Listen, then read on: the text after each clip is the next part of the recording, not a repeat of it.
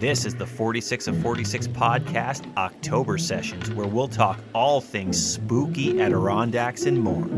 From Bigfoot encounters on the NPT to ghostly sightings in the trees. We'll dive deep into the heart of these mountains and the people who dare to climb them. From Adirondack Bigfoots to haunted lakeside bark huts. It's all here on the 46 of 46 October sessions.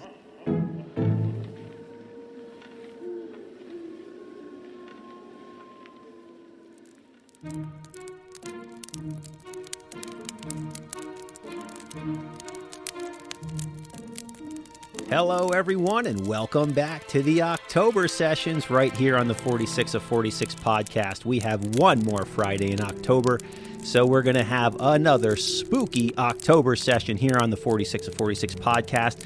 I look forward to these episodes all year long, and I hope you've all enjoyed these weird, spooky tales from the Adirondack Park about Bigfoot and UFOs and aliens and all that good stuff. Well, tonight we have one more episode.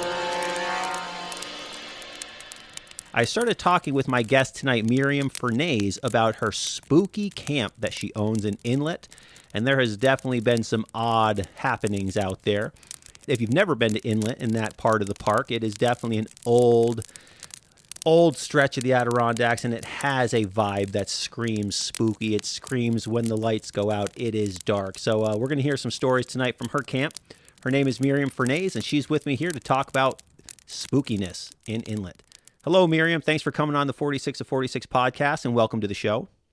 Hi, James. It's nice to be on here with you. Huge fan of the podcast. Oh, that's kind of you. I appreciate that. I like the spooky stuff, too. Yes. Sometimes it makes me not want to go in the woods, but... Sure. I know the feeling. I always start so early whenever I go hiking, unless I'm going on like a small mountain. But if I'm ever going in the high peaks, I always start well before the sun comes up. And I always have those pre-hike jitters, especially when I'm by myself too. So I know the feeling very well. For sure. I also do think, however, that I feel like that kind of spookiness kind of is what creates the lore that is the Adirondacks. Like there is an old time kind of feel to it. There is a spooky essence to it. And I feel like it's actually one of the attractive qualities of this park, in my opinion. Yeah. And I think also because there's so much area where there's no civilization, it makes it that much creepier. Like there could definitely be something out there. Absolutely. It enhances that element of the park. Yeah, for sure. Which is exciting. So take me through it. So you have had some interesting, unique experiences in your camp in Inlet.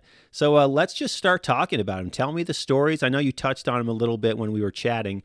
But let's take us through, we'll just tell the stories, how they happened, and let's just chat. Okay.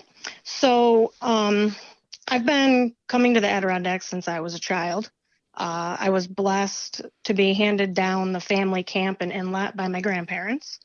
Our camp's on Uncas Road, it goes in between Eagle Bay and Racket Lake. It's part of an old railroad system. So they sold off lots that were actually on the railroad, or on the old railroad bed. So our camp is on one of those lots, and there's electricity for, I think, like 3 miles at the beginning of the road in Eagle Bay.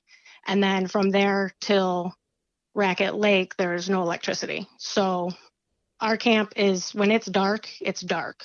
Like it's like you're in the middle of the woods with no light whatsoever. I'm sure you know the feeling where put your hand in front of your face and you can't see it. So absolutely. Oh yeah, that's dark. That alone is, makes it creepy enough as it is. But like I said, I've been going there since I was a kid, so I'm used to it. I actually love it when you get away from your house with all the buzz of the electricity and all that stuff. It's great to just be in complete silence, complete darkness. I love it. Mm-hmm. So my first story, I was at camp alone, other than my dog, which would be super mad if I didn't bring her to camp with me. I woke up during the night, and I woke up to the sound of, it sounded like, when the power goes out and you can hear all of your electronics turning off at once, where it's just like mm-hmm. that kind of sound. Of course. So I woke up to that sound, and I opened my eyes, And there just seemed to be this orange glow, not really bright, just very dim. And it was seemed to be coming from outside, but it was coming in the windows. And, I'm rubbing my eyes, blinking a couple times because I don't know, am I awake? I'm thinking in my head. So I get out of the bed and I go over to the window, look out the window because we do have neighbors, and they weren't there when I had gone to bed. So I'm like, well, maybe they just pulled in and it's their brake lights or something. I look out, nothing. Everything just has this orange hue to it. So I'm just like, looking around. I'm like, what is going on? And then, as quick as it happened, it was just black again, pitch black. I'm like, okay, so I'm not sure. I don't know if, am I dreaming? Am I imagining this? Is there a UFO out there? Are there aliens out there? I don't know. Unfortunately, no one else was there to confirm this story. So of course, I come home and everybody's laughing at me, but hey, I don't know what to say other than that's what I saw. Sure. So, you were there, they weren't there. And when the lights went away, so you were looking out the window, you were watching the orange kind of hue, orange weird glow, and then it just all of a sudden, zip, was pitch black? Yes. I don't remember if I was looking at the window when it turned black again. I don't remember if I was looking out or just looking around the room, just trying to figure out what was going on. But then all of a sudden, just the snap of a finger, it was black again. So, got to stumble back to the bed. Sure. No, it would be very alarming if you were out there. And especially as you mentioned, and in your message, you called it Adirondack Dark, which I appreciate because yeah. I've used that phrase many times to people in the past to talk about like what the woods are like at night. I mainly talk about it when I'm hunting because like once the sun goes down, it is black. Yeah. And especially if there's no moon out. Yeah, exactly. So I've used that phrase Adirondack Dark before because it rhymes with Adirondack Park, and you're the only other person that I've heard use it. So I appreciated that. But yes, that is what it is. It is this very specific level of darkness in the woods. It is. It really is. I mean, I live in the country where I live, but there's still enough lights. The town is like 2 miles away. You got the dusk till dawn light on the garage, so it's never that dark. But yeah, I never made the connection of dark rhyming with park either, but I like it. Yeah, of course. It's like a play on words. So you said that your family, when you told them this bizarre story of the orange lights at the camp, they had a chuckle out of it. Oh yeah, you're crazy, Mom. You were dreaming. I'm like, I'm telling you, I was standing up. I was looking out the window at the neighbors. I'm telling you, I was not sleeping. Sure. Whatever. I told them I probably got probed by aliens. I don't know. Hey, maybe that's what happened. You never know. So the next one is dreams. I don't know if you've ever experienced a lucid dream before. I have not personally, no, but I'm pretty familiar on the subject. Yeah, they're pretty crazy. They're cool, but crazy at the same time. You're aware you're dreaming, and sometimes you can even control it and change the outcome of things. And when you wake up, it just feels like it's so real. It's just insane. But there's 3 of us now that have had lucid dreams while at camp when we don't really have them any other time. My son especially, the only one he's ever had was when he was at camp.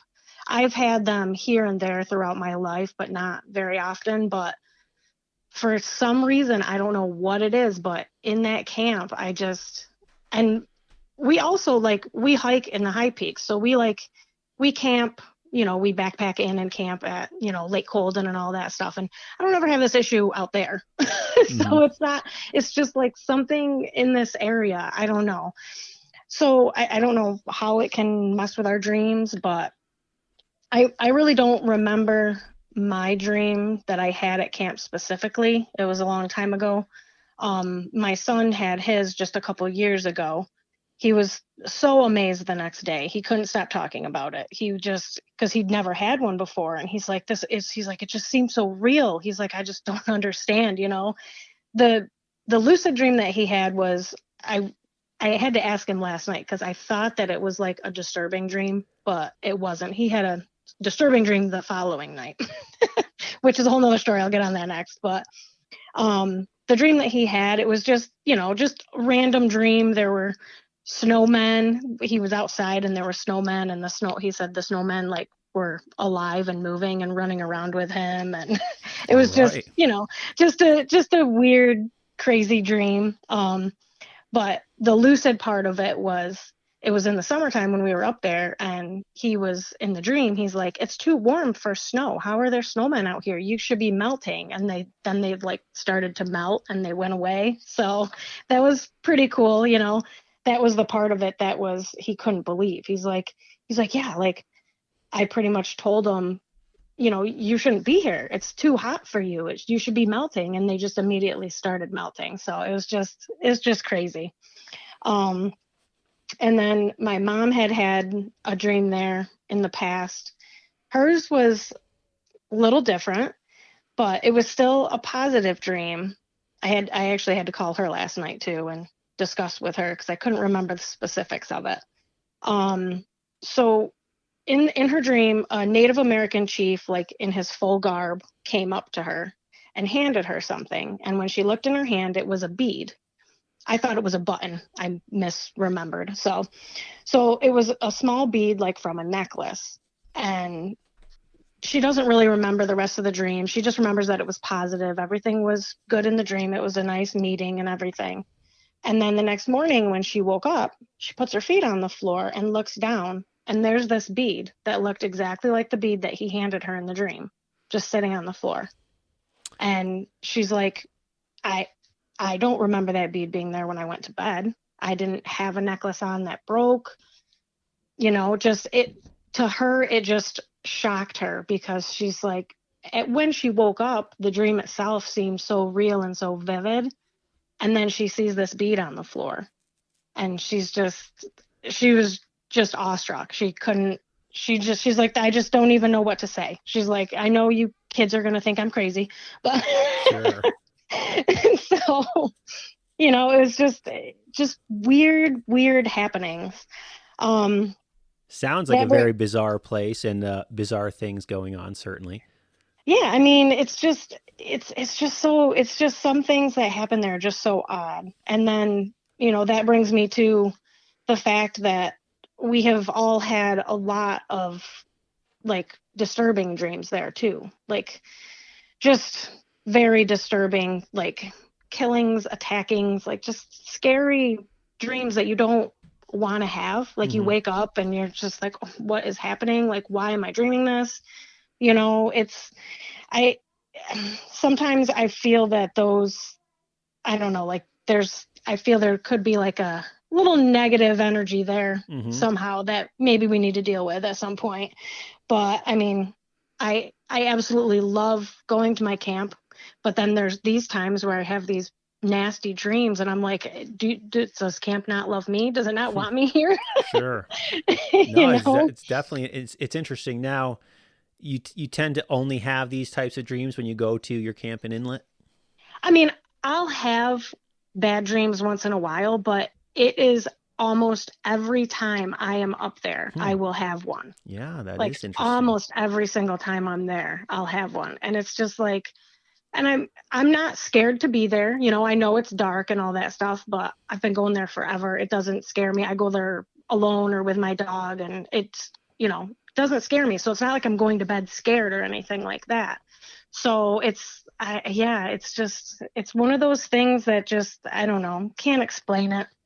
I don't know. Does it ever feel funky during the day, at night, before you go to bed? Like, are there weird vibes? You mentioned kind of a negative energy of some sorts there. Do you notice that during the day, or is it really just kind of these like odd happenings at night or dreams or whatnot? Yeah, I don't really ever feel any weird energy during the day when I'm there. That's good. Usually just the That's dreams. what I want for you. Yes, I want you to be able to enjoy that camp. It sounds like a great place. Yeah, I mean we're a spiritual family in the fact that we believe in an afterlife, and that there are spirits that can watch over you, and all of that. So, I mean, I feel that there is stuff like that in the universe. I can't explain it. I don't know. Sure. I would second that. I mean, I feel like, I mean, obviously here on this show I love to talk about Bigfoot in October because I feel there is so much to this world that we don't know and we can't explain, and at that point, in my mind, once you open once you open the lock and like one thing is possible, well then at that point it's fair game. Anything could happen, and I feel like there's so many things we cannot explain. And there's a lot of people, my wife being one of them, who is just a very much a have to see it to believe it type of person. And I totally understand that thought process too. I personally just feel there's more to the equation than just if I see something I believe it, but if someone else saw that and they know, whether they don't Right. care if you believe it or not, they know what they saw. To me, that is just as, I guess, credible to me that Right. it is out there. I just personally haven't experienced it, but Right. other people have. So yeah, no, I'm right there with you. I think there's a lot more than meets the eye out there. Yeah, for sure. And that's what I like Yeah, about the that's Adirondacks in particular too. It's, and like we were talking about how it's so dark here, and there's this kind of magical lore to this place because it's so wild and it's so uninhabited that it's like if that sort of kind of thing was anywhere, no better place than right here in this park for that sort right. of stuff to Where occur. it can hide out for a long time. Oh, very much so, very much so. So that kind of brings me to another experience that I actually shared with the rest of the family, and even one of my son's friends was there with us, bringing up like the alien possibility thought. Mm-hmm. We were out sitting by the fire and just looking up at the stars as you do up there,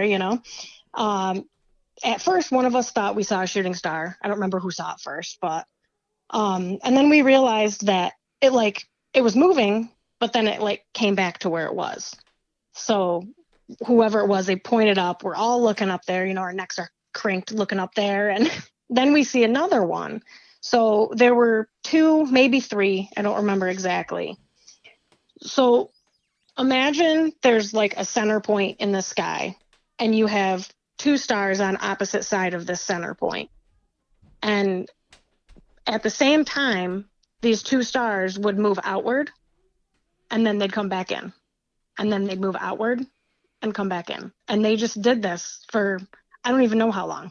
We pretty much just gave up looking at them because our necks were hurting. But it was, I mean, we were thinking maybe it was satellites. And then my son's like, he's like, I'm pretty sure satellites just go with the rotation of the Earth or the orbit, whatever that is. You know what I mean? Mm-hmm. Sure. Yeah, they're not moving around like planes in the air. Right. So we just kept staring at it and just looking, and it just didn't stop. It just kept going. It wasn't like really low in the sky or anything like that. It was pretty high up in the sky. It was, they were small, but we just are still confused as to what it could be. I mean, we Googled it when we got cell reception, like, how do satellites move? Do they move with the orbit of the Earth? And sure enough, it said they did. It said some of them move in the opposite direction, but I don't know.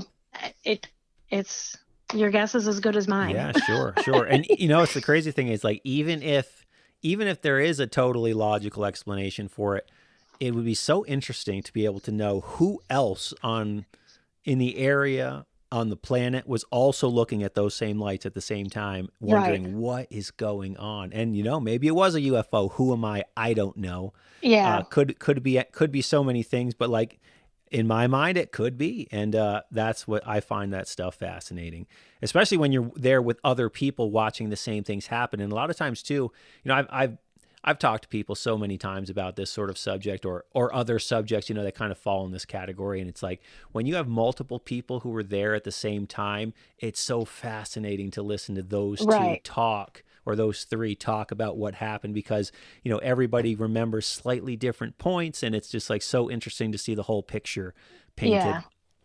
Yeah. And then it, kind of verifies, like what you were talking before with, am I dreaming? Are those lights really out there? What is happening? It's like you don't have someone to kind of bounce off, like, yes, confirm for you what exactly happened. It's a whole different story when there's multiple of you looking at the same thing at the exact same time.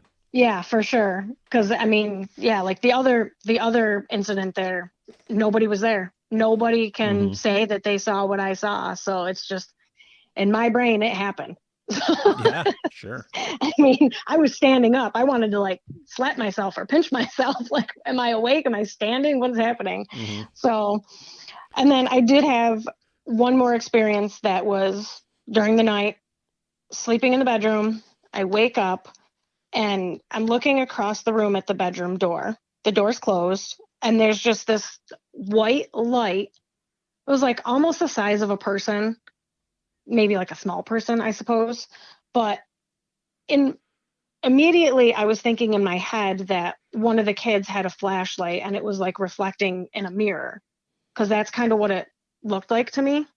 It wasn't, I mean, it was kind of like oblong, like I said, like kind of the shape of a person.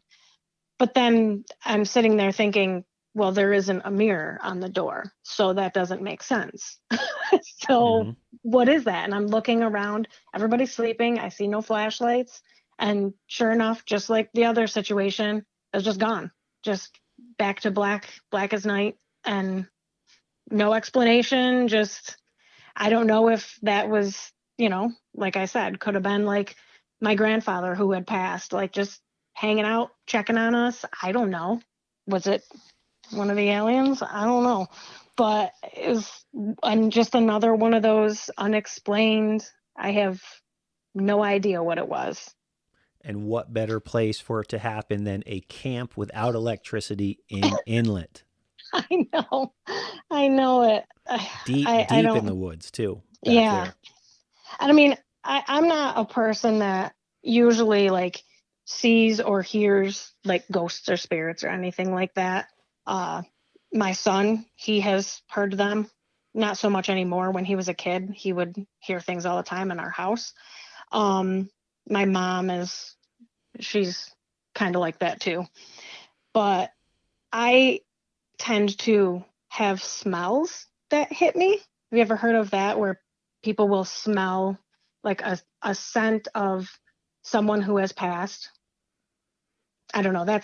That's like how I sense spirits, I guess. Hmm. Um, and there have been times where we're hiking in the high peaks, and you know how you'll be out there and you know if people are around. Like if you're on a trail that goes to nowhere Sure. and you haven't seen anybody all day, there was no cars in the parking lot, nobody's behind you, all of a sudden I'll smell cigarette smoke. And it's there for, a couple seconds and then it's gone. And it just every once in a while, it'll just happen while we're out there. And I mean, could it be, an old family member just hanging out, making sure we're good, protecting us? I don't know. Could it be somebody who died out there at some point? I don't know.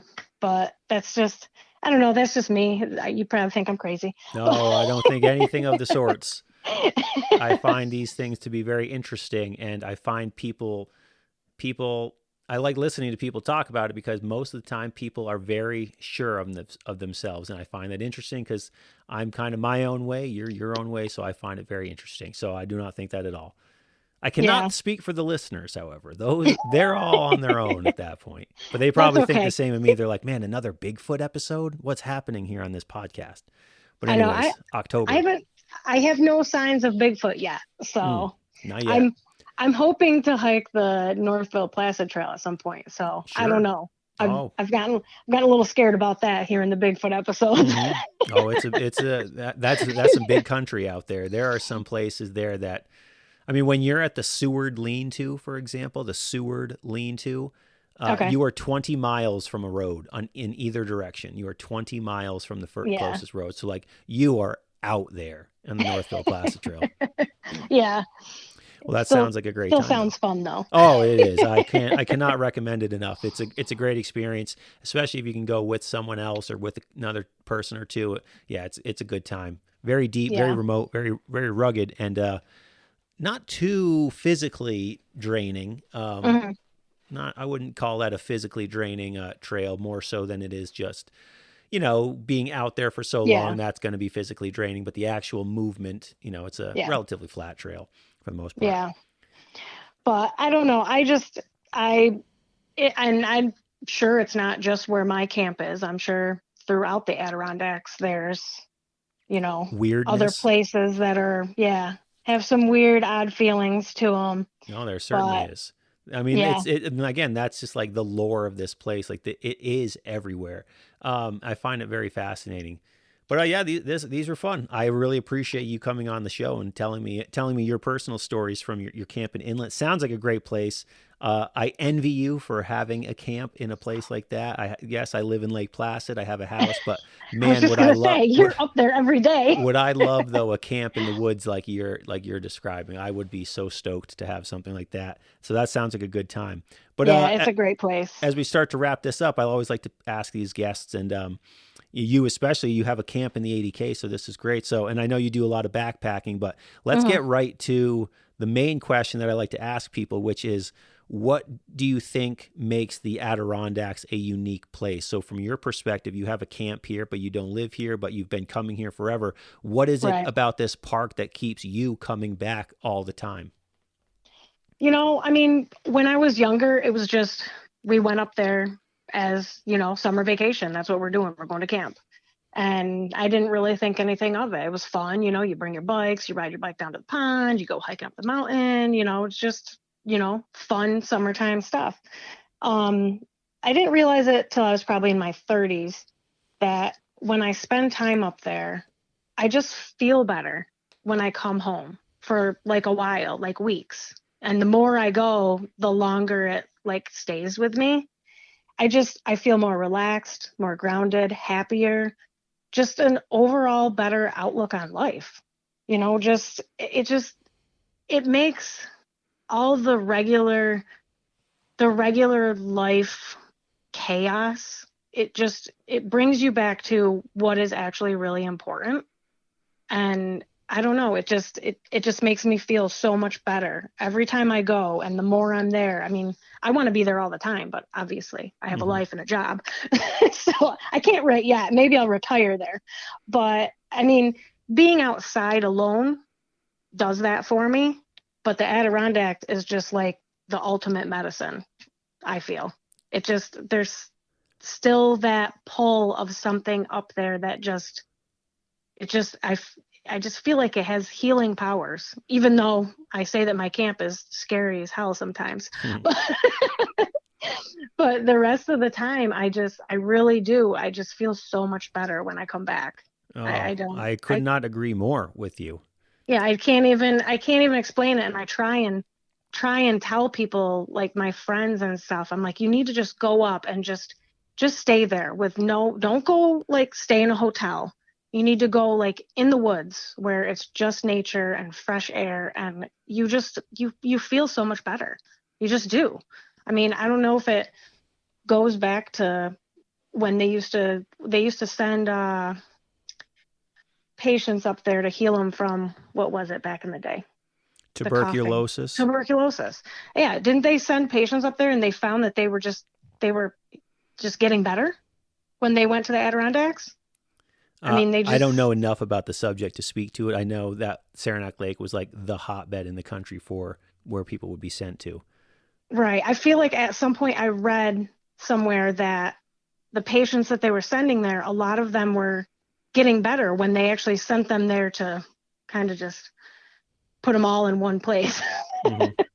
But I don't know. I honestly feel like there's something up there that it has healing powers. Absolutely. I've said it for years on this podcast that the Adirondack High Peaks has healing powers, and I think that there's hundreds and hundreds and hundreds of listeners who would agree that the Adirondacks is the ultimate medicine, as you said. But Miriam Fernaays, thank you so much for coming on this podcast. This has been very fun chatting about the weirdness happening at your camp out in Inlet and just talking about the Adirondack Park. I could talk about it all day, every day, because I love this place.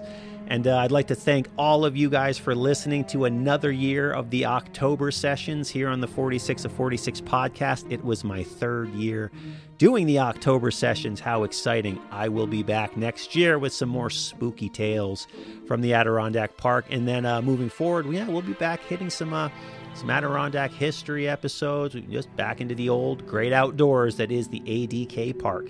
But thanks everyone for listening to another year of the October sessions. Tune in on Fridays for new mountains, new stories, new guests, and new episodes here on the podcast. Check out 46of46.com if you want to climb the 46 high peaks. I have an ebook for sale that is the perfect guide to getting you started, so you'll know everything you need to know to have a very successful and safe trip through the Adirondack 46 high peaks. They are life-changing. They will provide healing for you. They are an amazing place to spend your time out in the mountains. But thanks for listening. Remember to always leave no trace, do the rock walk, and if you carry it in, carry it out. See you on the trails, everybody.